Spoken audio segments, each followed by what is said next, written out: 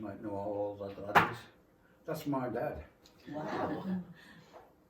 Born in 1919, so that's the sort of dogs that were showing then.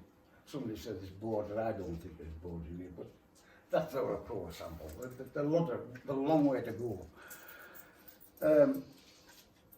So this is obviously one of the local shows up in the valleys. It could be Wasdale, Eskdale, Buttermere, Borrowdale, anywhere. I'm not sure where that is. The first classes for the of the local terriers were called coloured working terriers. They weren't Lakelands, they were coloured working terriers. This was to separate them from the white terriers, although many of the white terriers and the coloured working terriers could be out of the same litter. Interest in the coloured working terriers grew, and the competition got harder. Even today, the Shepherd's Mates and Dale shows, and it's taken off all over the country now, of terrier shows. Although for working terriers, Russells, Borders, Lakelands, and although Lakelands are sometimes referred to as fell terriers, which I think is a good name. Mm. Yes, please. This is a good photograph. That's my granddad with a dog called Scawfell Guide, and that's, I don't know what the dog is, but that's Mr. Overs. He was the kennelman for the Howtown, Egton and Howtown kennel, Mrs. Graham Spence. Scawfell Guide was owned by Tom McGain anyway. He was bred by my grandfather's friend Bill Kitchen. But you can see the different types there. In 1921, the Lakeland Terrier Association was formed. The breed called Lakeland Terriers. So, to include all the different strains and names that had been used up to then, they were called the Patterdale, the Ennerdale, Fell Terriers, Cumberland and Westmoreland Terriers, and many would go by the pack they came from originally, such as the Coniston, the Eskdale, the Melbreck, Catherine and Ullswater. So, it's Ullswater Terrier. So now they're all sailed under the same flag, and with the association. It wasn't long before the Kennel Club recognised them as a breed, and the first certificates were given out in 1931. Although many dogs were being bred throughout the lakes, and even a few further afield, the majority were bred in my hometown of Egremont. These dogs were descendants of the Eskdale and Ennerdale and the Melbreck packs, and the local working terriers that, like the badger photograph, that belonged to iron ore miners. There were well over 20 breeders in Egremont alone. Some were top class breeders and some weren't out special, but that's the same with everything, isn't it? Some made it to the big shows. Most breeders couldn't afford to travel that far. Tom McGain and Mrs. Tom McGain, who, well, Cumberland, they could. And you've got to remember also, at one time in the Depression, somebody with a Lakeland bitch and got it made in a litter of pups would be very welcome money to keep the family. Mm-hmm. So what was needed was some money thrown at the breed. And this happened when Tom McGain of the Mocker King Kennel became interested in the breed. He was a very wealthy man and owned the Cumberland Bus Company. McGain asked my grandfather, I've still got a letter somewhere, Alf Johnston, well that's Tom, who was a bus driver for Tom McGain. And he asked him to pack in bus driving and go to manage his kennel of Lakelands. He bought most of the Oregill dogs off my granddad, and they changed their name to Mockrigan. You could do that in them days. Many of these dogs at this time were half-bred Lakeland and Fox Terrier cross. A lot of Fox Terrier was included, introduced to try and improve the shape of the Lakeland. In the 30s, the Mocker King Kennel was the top kennel. It was a leading kennel in the country. Pushed hard by Mrs. Graham Spence of the Howtown Kennel. She was from up at Ullswater. But she bought in from down our end. Ullswater 50, 60 miles from us, but she travelled down, even in those days, and bought dogs from our town, our breeders, and put it. She had some from up from the Rosewater pack as well. But well, one of them's an Oregill, isn't it? That was there when we started. that's Oregill Lady. That was my granddad's first Lakeland, but it was the mother of the first ever champion, which Mockerkin missed. And it sold it to Mrs. Graham Spence. I don't wonder why you sold it, like when I say the bloody thing. But we couldn't do that today, could we? All those dogs, we'd have a fight. Can't settle in You boxes. see, that's all there's water lake behind. That's how town's here, don't it? Hmm? That's how town's here. That's our town here, yeah. That's And where there's Mrs. Graham Spence lived. Mm. And there's Yeah. a man in them wind bushes with 6 leads or something. Yeah. Keep out of That shot. is actually, that's what they're doing. You just see it at the side. Yeah. So these two kennels, Mockerkin and Egton Howtown, well, she got, why we don't know, but she used Egton and Howtown. She's from Howtown, but she used both prefixes. These kennels exhibited worldwide, encouraging the Southerners to take up the breed. Next, please. Well, you'll see some of these today. The blacks,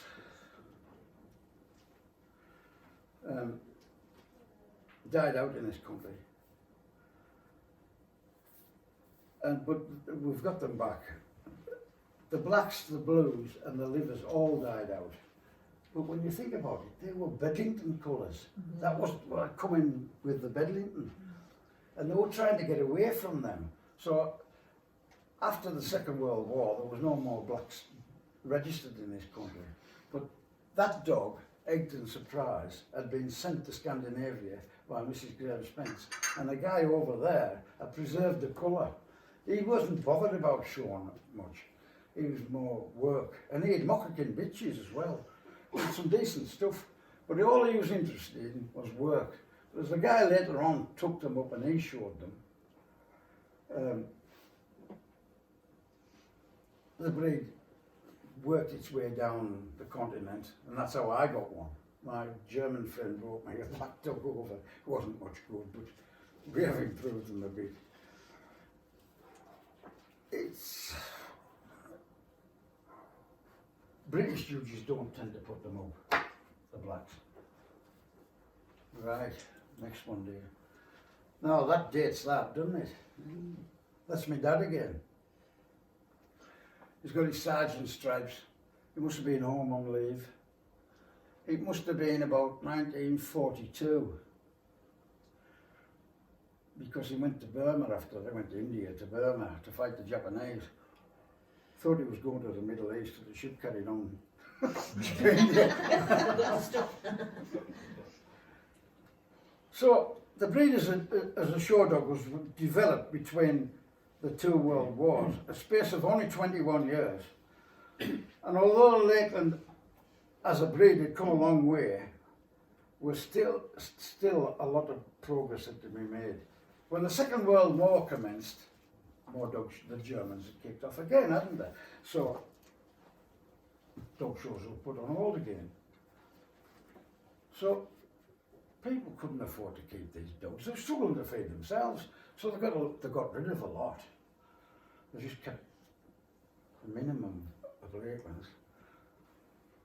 But they were popping a bit more Fox Terrier in again. Why a Fox Terrier? Now, you've got to remember the Fox Terrier that they were putting in was not the Fox Terrier of today. It hadn't reached the dizzy heights of the Tarndale, Blacktail, Travella. They hadn't got to them dizzy heights. But look at their heads on them. They're not Lakeland heads. And the front of that. Oh, well, keep a front of them. Bedlington. Yeah, yeah. Yeah, it is. And big dogs, yeah.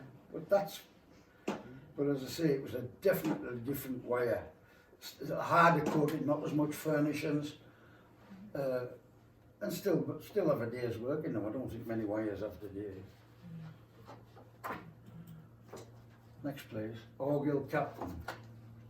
1945. This dog would never got made up because of the war, really. He's considered to be the father of the breed. He was sold to a guy called Eddie Johnston, no relation, from Carlisle. And the reason I think the reason my grandfather sold him was he'd only one testicle. And he'd sold his brother, which a dog called Oregill Cadet, down to a pub in Barrow in Furness. And he got into trouble. I said to my dad, well, what did he do? And he said, he drove the bitch's ass out of some customer. So two fellows who were dispatched on the train to Egremont landed in the Blue Bell and pub and said, where does Alf Johnston live? I want to get this dog back to them. So he got him back. So two brothers, one with two testicles, one with one. So which one would you sell? He sold the better one, Eddie Johnston, and it's considered to be the father of the breed, and all Lakelands today go back to that dog. He bred a few champions himself. Right.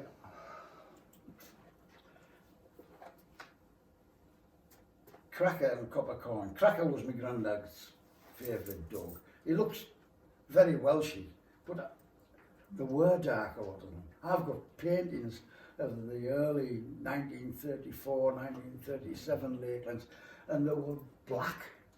A lot more black on them than they have now. They're black on their heads, black down their back legs, black on their shoulders.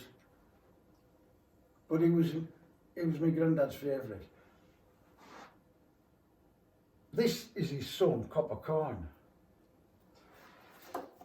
Now,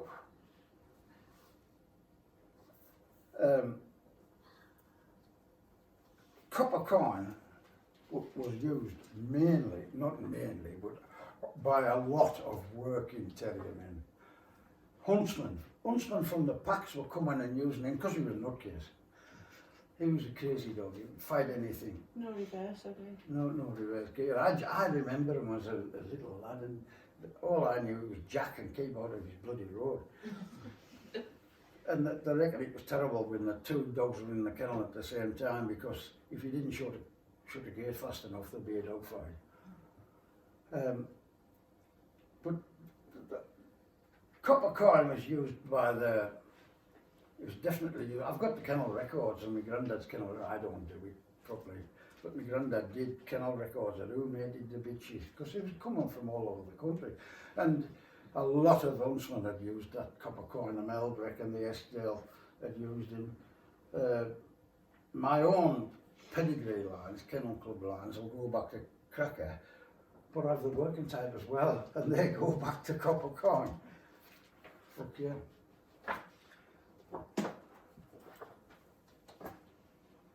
You wouldn't think they were the same breed, would you? That's Champion Lemon Lady, the first ever red champion. I've got a painting of that, I think it's 1937. In 1936, she got the bitch ticket at Crufts. My granddad got both tickets that year. He got Muckakin Maranto, was it? Yeah. He got the dog ticket. Maranto went to America, and she went to Sweden to a Karen Slatten. Yeah.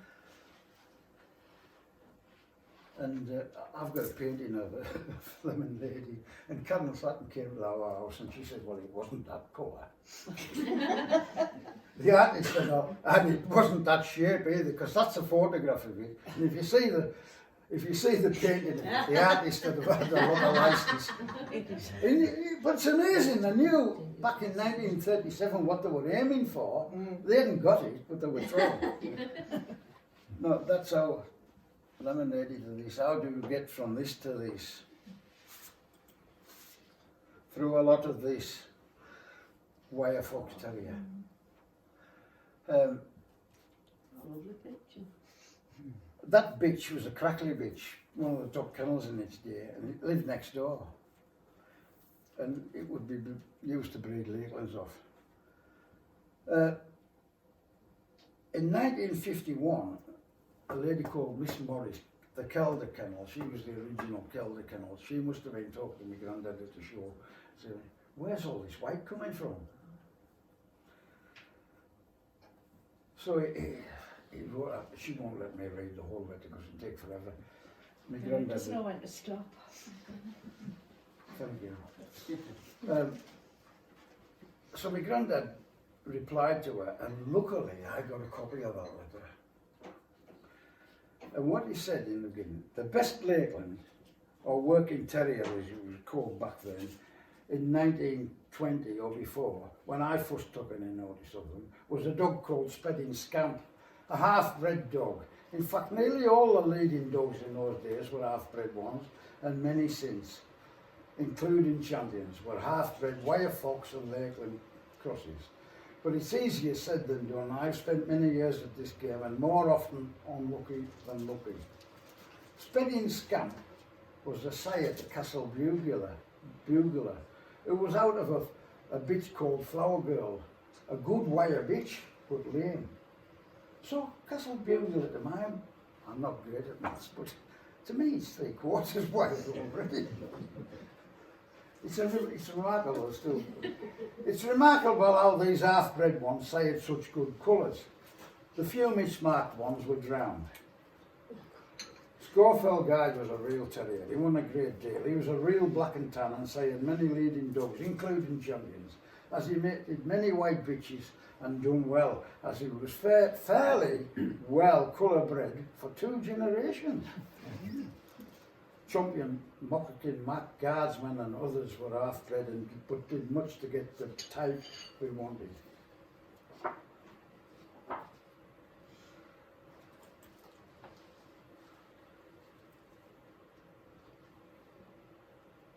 I was very keen on type and still am.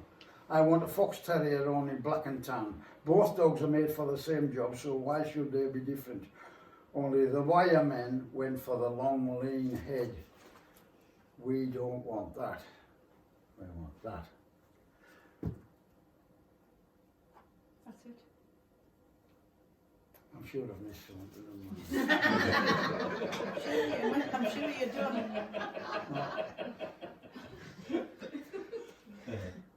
Now, it's a lot of years ago now, it says a few on here, but it's a lot of years ago. There was a fellow called Frank Jones, he was from Lancashire somewhere, and he used to do the breed notes in our dogs. Yeah. And he put the question out. He was also the breed representative at the Kennel Club for the Lakeland. He put the question out. Which town in England had 6 breeders? Most of them in the same street. Well, we knew what he was on about. So I went to my dad and said, hey, how many breeders was there? And he went through the town in his head, and there was such and such and such. And he got it to 23 breeders in our town. Now there's many. In fact, in the county, we've almost extinct. There's Wendy up at Sharp. Mike Vickers has more or less dropped out. So there could be 2. Peter's gone, hasn't he? Peter doesn't breed now. Who? Peter. No, Peter isn't.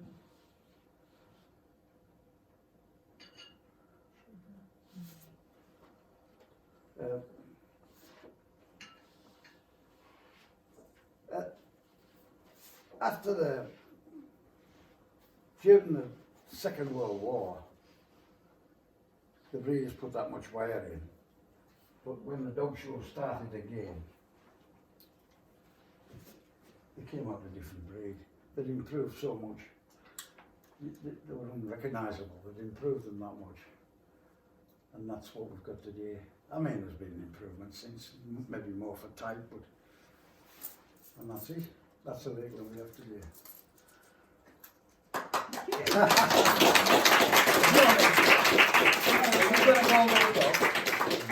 No, you let people have a drink first. All right. And a mill about, and then you can do the other bit.